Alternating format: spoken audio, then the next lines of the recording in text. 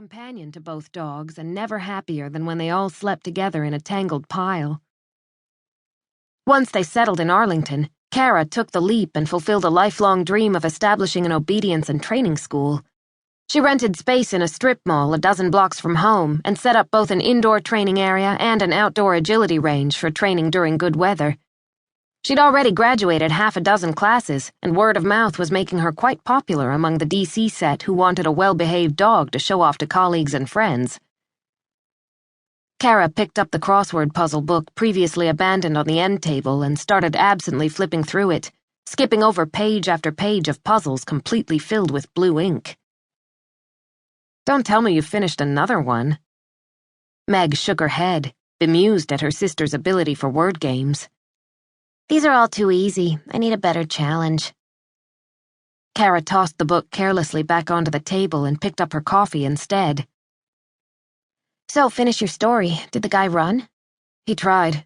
Took off through the house for the back door, probably heading toward the battlefield again, since he seems to consider that a safe zone."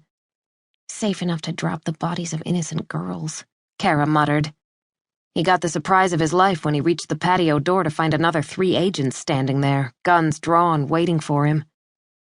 Meg's smile was nearly feral, but then the mental picture of a broken child bloomed, and her glee in the takedown faded. His terrified kids and wife were home at the time. We tried to make it easy on them, but he refused to go down without a fight. "He murdered a young girl but had kids of his own? Could you tell if he'd ever hurt them?" "Too early to say, but they were young. The oldest was probably no more than 4. I think his preferences ran a little older than that." Meg spit out words that left her with a bad taste in her mouth. "But not much?" "No, not much. They might have been in real danger in a few years. What was brutally clear was the wife had no idea what he'd been doing in his spare time. There's no doubt Hawk and Lacey were right on the money. We found trophies of his kills tucked into a drawer in the bedroom, and not just from today's victim. There were indications of male victims, too, so there may be some additional cases we'll be able to close from this." "Guess this guy won't be getting out for a while." "If ever. No judge is going to grant bail because he's a genuine flight risk, and it's going to be a slam dunk for the jury with what we have." She ran her fingers lightly over Hawk's back. He was so deeply asleep he didn't even twitch. The dogs did a great job. There wasn't any other obvious evidence at the scene to link to the perp. We might have gotten DNA evidence downstream, but without the dogs we wouldn't have found him so quickly, and who knows who else might have died in the meantime. Kara raised her cup in a toast. "You guys rocked it. Now that you're home..." Meg's cell phone rang and she leaned forward to pick it up off the coffee table. "Sorry, give me a sec." Her voice trailed off. "What?"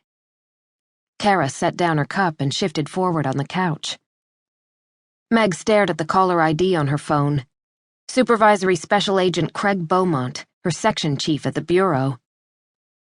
It's Craig. Why would he call? He knows we've already put in a full day. "Maybe you missed something in your 300 pages of paperwork." Kara looked pointedly at the phone in Meg's hand. "Only one way to find out." Meg answered the call. "Jennings." "Meg, I need you to come back in." Craig's normally calm voice barked in her ear, his words unusually accentuated. "Craig, we've just gotten off shift. Hawk is finally resting. Do you need the on-call list? I think—" "I know who's on call, and I know you've just closed the monocacy case, but I need you and Hawk, now." The emphasis made Meg's blood run cold. She met her sister's eyes, seeing the question there. "What happened?" "A bomb went off in the Department of Agriculture building. The courtyard in the middle of the north building appears to be the epicenter of the blast. It's the middle of the workday, so the building was full. To make matters worse, although it's not a public building, some rural school board from Virginia made special arrangements for its students to tour the facility, and they were inside at the time." Craig ignored Meg's gasp of shock and continued. "I don't know how many are dead or injured, but part of the building collapsed and we have people trapped. Lauren and Rocco are still in New York City, Pat and Sadie are in Washington State with that landslide, and we lent Scott and Theo to the Louisiana Department of Corrections while they're trying to track down that escaped convict. Metropolitan PD are sending in all available canine units, but you know that unit is mostly tracking and detection dogs, not search and rescue.